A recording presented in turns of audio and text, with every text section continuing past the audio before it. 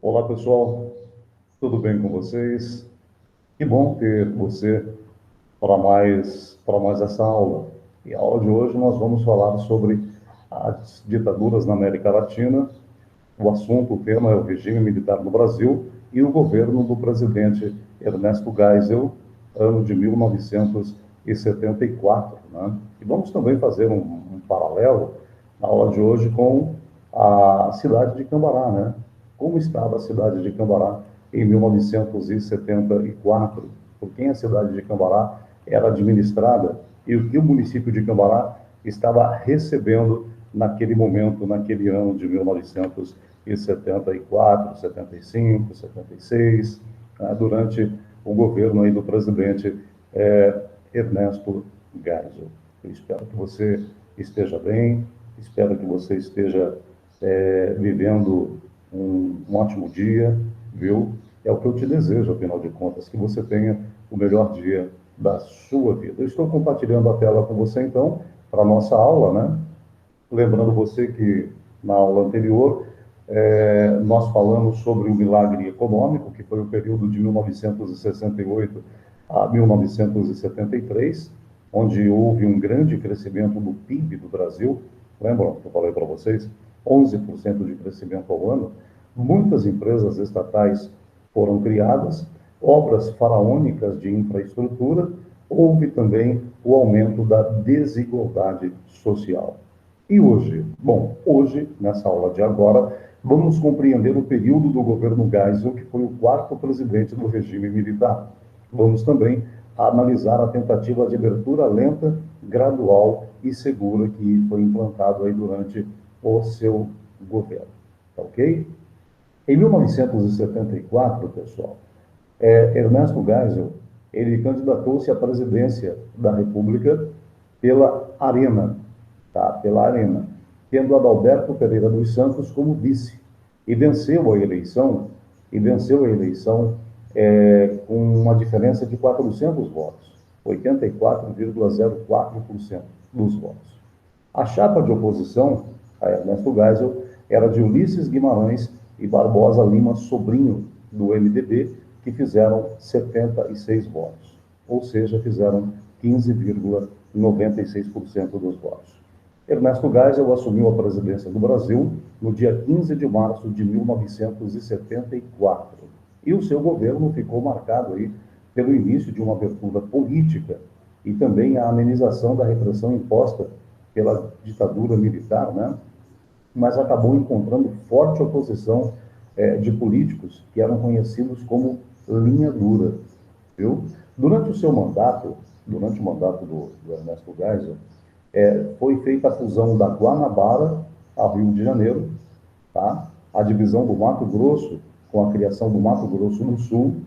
Ele reatou as relações diplomáticas com a República Popular da China, reconheceu a independência de Angola, realizou acordos nucleares com a Alemanha Ocidental e também o início do processo de redemocratização do Brasil.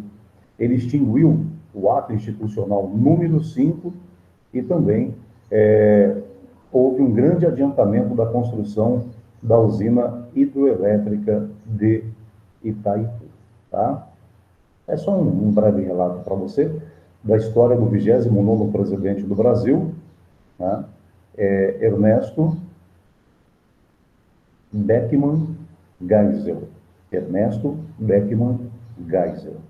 E nasceu no dia 3 de agosto de 1907, em Bento Gonçalves, no Rio Grande do Sul, e veio a falecer no Rio de Janeiro, no dia 12 de setembro de 1996.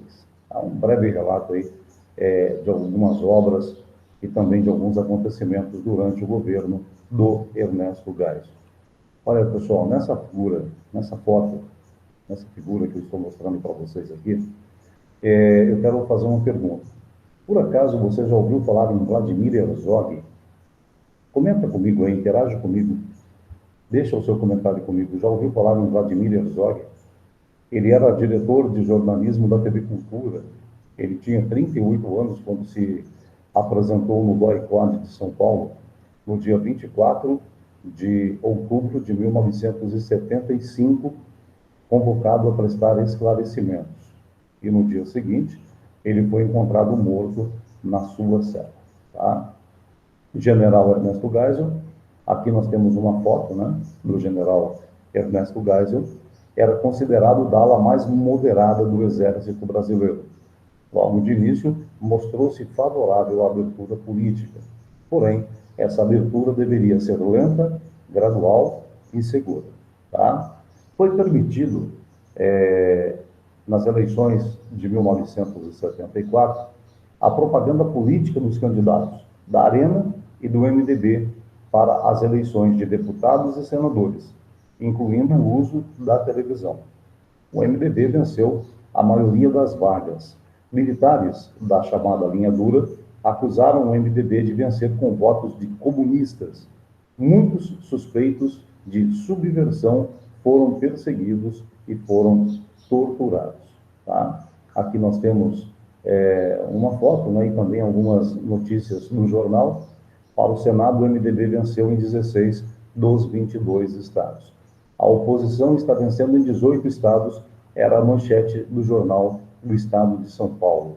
Definição depende da apuração no interior, né? E aqui nós temos, então, uma notícia do jornal do estado de São Paulo sobre as eleições legislativas de 1974.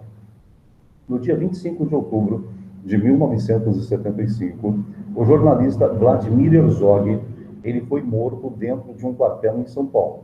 O Exército justificou como um caso de suicídio. Isso acabou provocando uma onda de protestos pelo Brasil afora. Em janeiro de 1976, o operário Manuel Fiel Filho foi morto no mesmo quartel. E aí surge uma nova onda de indignação.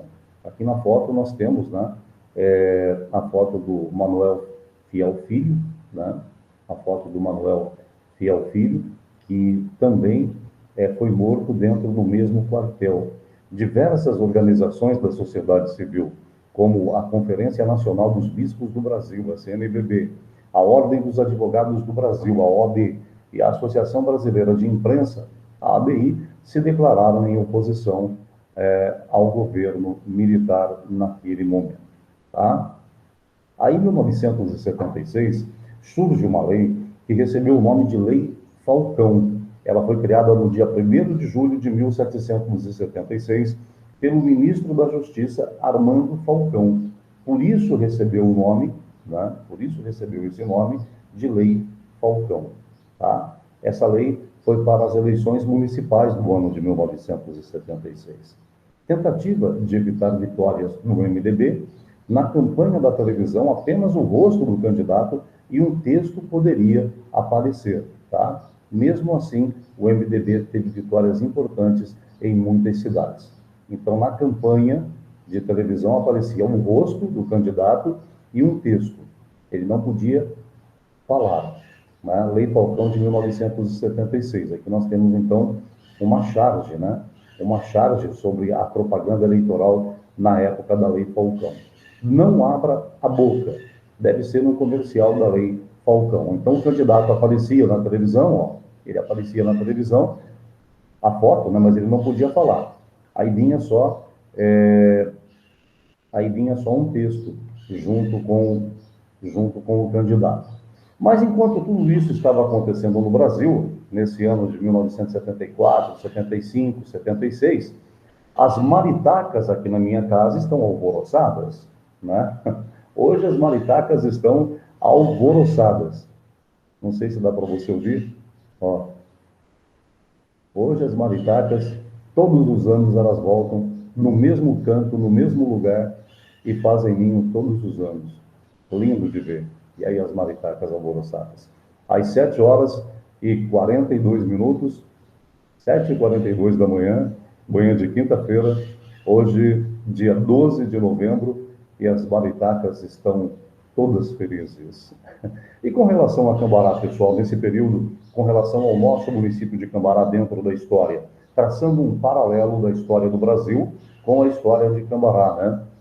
No dia 31 de janeiro do ano de 1973, com 22,3% dos votos válidos, toma posse o novo prefeito de Cambará. E o novo prefeito de Cambará é Mário Conselvan. Então, nós tivemos aí eleições no dia 15 de novembro de 1972, nós tivemos eleições para o Executivo e Legislativo de Cambará. E os resultados foram os seguintes: 49 sessões, 8.667 votantes, 2.330 não compareceram, total de eleitores em Cambará, no dia 15 de novembro de 1972, 10.997. A vitória foi do Mário Conselvan, eleito pelo MDB, o vice Sebastião Pereira da Silva, 1.932 votos. O Mário Conselvan e o Sebastião Pereira da Silva, né, conhecido por Tião do Adubo, do MDB, fizeram 1.932 votos e foram eleitos para assumir a administração pública de Cambará em 1973. Né? E aí nós tivemos também os vereadores eleitos, o Rinaldo Bernardelli, né? Pela Arena, né? Aliança Renovadora Nacional, e nós tivemos aí, pela Arena, eleito Rinaldo Bernardelli, Antônio Albertini, Oswaldo Leal, Moacir Bettini, João Rodrigues Ferreira, Nelson Gonçalves Pereira, Sebastião Gino, foram os eleitos pela Arena, ok? E pelo MDB, os eleitos foram Narciso Scarinci, Joaquim Oswaldo Giribola, Valdir Estradioto, Virgílio Melo Neto, Paulo Sorace e Ronaldo Rebelar. Lembrando que Cambará naquela época tinha 13 vereadores. No dia 31 de janeiro de 1973, Mário Conselvan, ele toma posse como prefeito da cidade de Cambará. A meta, o slogan, desenvolvimento e progresso através da união de forças. E o seu lema era: unidos seremos grandes e fortes, desunidos flutuaremos eternamente no limbo da mediocridade. Vou repetir para você de novo, né? O lema do Mário Conselvan: unidos seremos grandes e fortes, desunidos flutuaremos eternamente no limbo da mediocridade. Mário Conselvan assume a prefeitura de Cambará no dia 31 de janeiro de 1973. Durante a sua administração, ele cria a Guarda Mirim, ele cria também a Banda da Guarda Mirim. Cambará é sede dos 4 Jogos Estudantis do Norte do Paraná, né? E também, em seu governo, a Avenida Brasil e a Praça da Igreja Matriz recebem luminárias a vapor de sódio. Em sua gestão, Mário Conselvan também fez a doação de um imóvel para a sede da APAI e criou, né, o hino oficial de Cambará com letra e música do maestro Milani. Foi aqui, às margens do Alambari, que nasceu Cambará, porta de ouro do Paraná. É a letra e a música do maestro Milani. Foi aqui, às margens do Alambari, que nasceu Cambará, porta de ouro do Paraná. Quando o colono chegou, machado na mata ecoou, arados a terra rasgou, sementes lançadas no chão. Fruto então floresceu, novo celeiro cresceu, minha cidade nasceu nessa terra da promissão. O hino de Cambará tornou-se oficial no ano de 2002. Foi também durante a gestão do Mário Conselvan que surgiu um dos maiores clubes de futebol, principalmente na arte de revelar jogadores, né? A Sociedade Esportiva Matsubara. A Sociedade Esportiva Matsubara, ela surge em Cambará justamente durante a gestão do prefeito Mário Conselvan, um dos maiores clubes do futebol brasileiro na arte de revelar jogadores de futebol. Muitos jogadores de futebol foram revelados, né? Aqui na cidade de Cambará, jogaram em grandes clubes do futebol brasileiro, seleção brasileira de juniores, né? Grandes jogadores aí que passaram pela Sociedade Esportiva Matsubara, que foi fundada durante o governo do senhor Mário Conselvan. Então, eu estou traçando um paralelo para você entre a história do Brasil, o governo do general Ernesto Geisel e também como estava o município de Cambará no momento, né, no momento da administração do presidente Geisel, que comandava o Brasil durante o regime militar, e aquilo que vinha acontecendo dentro do município de Cambará, num paralelo histórico, para nós irmos aí compreendendo, né, para nós irmos aí compreendendo toda esta situação. Mário Conselvan, ele administrou Cambará até 31 de janeiro de 1977. Aí, em 1977, nós temos uma nova eleição no município. Sebastião Pereira da Silva, que era vice do Mário Conselvan, se candidata a prefeito e ganha e vence a eleição, né? Ele foi eleito no dia 20 de novembro de 1976, junto com os 13 novos vereadores que assumiriam o legislativo aqui da cidade de Cambará. Então, eu estou falando para vocês aqui, acompanhem comigo no slide, ó. A Lei Falcão de 1976. Essas eleições do Legislativo e do Executivo, né, que nós tivemos no ano de 1976, com a Lei Falcão, quando o candidato podia aparecer a imagem na televisão, mas o que podia aparecer era somente um texto, né? Aqui no município de Cambará, na eleição do nosso município, nós tivemos a vitória do Sebastião Pereira da Silva, no dia 20 de novembro de 1976, dentro da Lei Falcão, junto com os 13 novos membros do Legislativo de Cambará. Já para essa eleição, o número de sessões em Cambará aumentou, foram para 51. Votantes 9.312, não compareceram 2.628, eleitorado em Cambará de 11.940. Então, veja você que da eleição do Mário Conselvan de 72 para a eleição do Sebastião Pereira de 76, Cambará teve um aumento de mais de 2.000 habitantes. O Sebastião Pereira da Silva fez 5.250 votos pela Arena. O vice do Sebastião era o Rinaldo Bernardelli. Quem que ele derrotou? O Sebastião derrotou o doutor Aloysio Telmo Mair. O vice era o Luiz Celso Miguelato. O doutor Aloysio fez 3.329 votos. Certo, gente? Então, o Sebastião do Adubo, conhecido, né, como Sebastião do Adubo, o Sebastião Pereira da Silva e o vice Rinaldo Bernardelli, 5.250 votos, eles foram eleitos aí pela Arena para assumir a Câmara Municipal, para assumir o executivo da cidade de Cambará. Eles foram eleitos em 1976. Bom, com relação aos vereadores, né, nós tivemos Jorge Zanon, José Frediani, José Rodrigues Ferreira, Luiz Dariba, Álvaro Ávila Sanches, Luiz Utida, João Carula, Eurico de Almeida, Joaquim Alberto Rodrigues Ferreira, Salim Matar, Moacir Bettini e Álvaro Martinho Michelato, tá? Esses foram os vereadores eleitos pela Arena. O MDB só fez um vereador, Milton Pasqualino, 132 votos. O MDB só fez um vereador aqui na cidade de Cambará. O Sebastião Pereira da Silva tomou posse no dia 31 de janeiro de 1977. E o que é que estava acontecendo no Brasil em 1977? O governo teve derrotas no Congresso em abril de 77. O Congresso, com isso, foi fechado por 14 dias. Geisel realizou mudanças por decreto-leis. Mandato presidencial de 5 anos para 6 anos. Um terço dos senadores deveria ser aprovado pelo presidente sem o voto popular. Seriam senadores biônicos. Dessa forma, Geisel garantia a maioria no Senado, né? E nós tivemos aí uma grande pressão pela abertura. Os movimentos estudantis e operários, eles retornaram às ruas em protesto contra o governo. Com o crescimento das manifestações, Geisel iniciou efetivamente o processo de abertura. Afastou militares acusados de tortura, revogou os atos institucionais, incluindo o AI-5 em dezembro de 1978. Aqui nós temos uma manchete do Jornal do Brasil. Geisel proclama o fim do ciclo autoritário, né?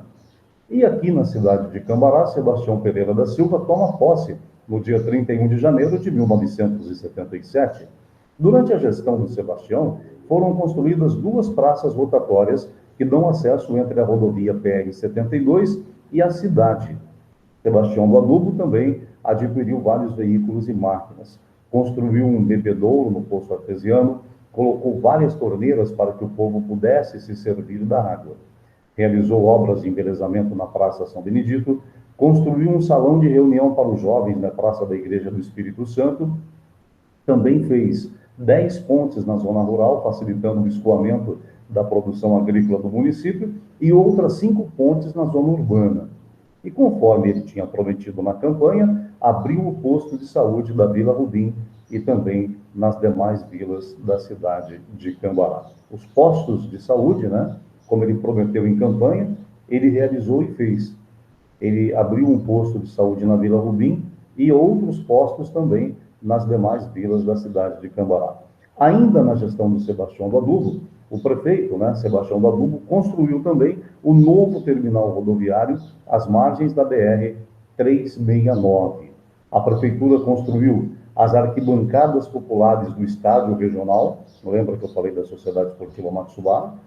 Construiu também um campo de futebol suíço e construiu um ginásio municipal de esportes 21 de setembro. Ainda na gestão do Sebastião Pereira da Silva, a prefeitura doou uma área de terra de 20 mil metros quadrados destinada à construção da garagem de ônibus da Aviação Garcia, denominada de Rodoflash, tá? E para contribuir com o ICM, a principal fonte de renda do município. Foram também executados aí serviços de ampliação da rede de energia elétrica em diversas ruas da cidade e também em torno do bairro da Vila Santana. Em sua gestão, Sebastião do Adubo, como era conhecido, construiu também o posto de comando da Polícia Rodoviária Estadual, o setor de fiscalização, e foi criada uma fábrica de manilhas para a confecção de tubos em diversas dimensões.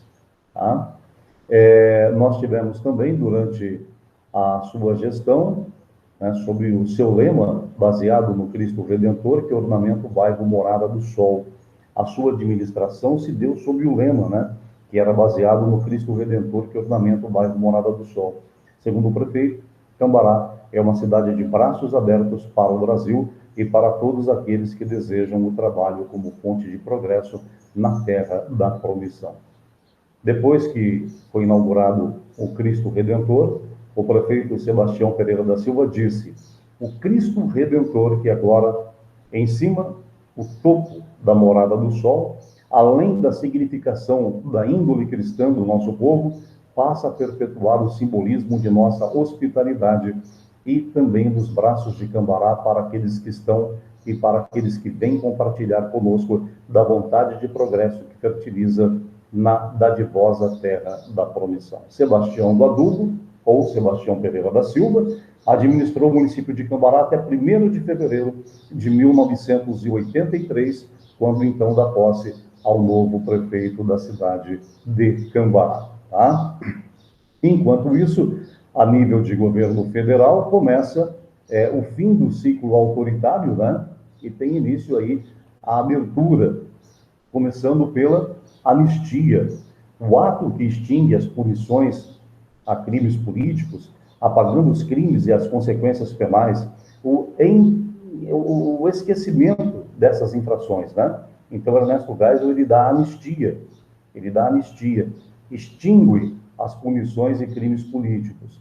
Atos pela democratização se espalham, pedidos para o governo anistiar os presos políticos e permitir a volta dos exilados, também devolver a cidadania àqueles que tinham a cidadania cassada. Aqui nós temos, né, a campanha pela anistia, algumas fotos que retratam bem esse momento, né, a campanha pela anistia, nessas fotos que eu estou aqui mostrando para vocês, durante o governo do Ernesto Geisel. Tá bom, pessoal? Então, na aula de hoje, o que nós aprendemos?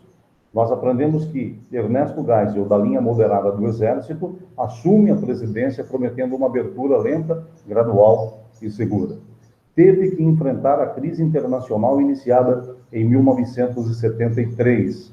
Entre avanços e retrocessos no período, revogou o AI-5 e também houve o avanço da campanha pela anistia. E dentro na nossa história paralela, dentro da história do município de Cambará, nós tivemos aí, nesse período do Ernesto Geisel, o governo do prefeito Mário Conselvan e também o governo do prefeito Sebastião Pereira da Silva, conhecido como Sebastião do Adubo, né?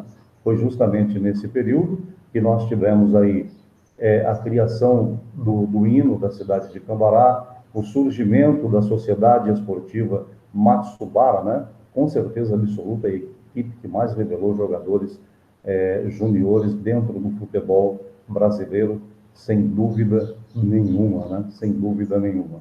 E dentro do período aí do governo do Mário Conselvan, né? Nós tivemos aí a Avenida Brasil, a Praça da Igreja Matriz, sendo remodelada, né? A doação de um imóvel para a sede da APAI. Nós tivemos também a criação da Guarda Mirim, da banda da Guarda Mirim, o hino da cidade de Cambará, a vinda da Sociedade Esportiva Matsubara, né? A criação da Sociedade Esportiva Matsubara. Aí depois nós temos a eleição para prefeito, em 1976, e o vice, né, do Mário Conselvan, o Sebastião Pereira da Silva, assume a prefeitura da cidade de Cambará. Constrói postos de saúde nas principais vilas do município de Cambará.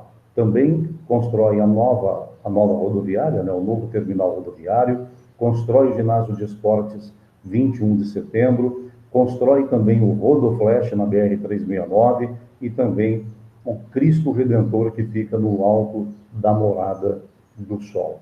Tudo isso aconteceu em paralelo nessa história que eu estou contando para vocês, de Cambará, com o governo do Ernesto Geisel. Tá bom, pessoal?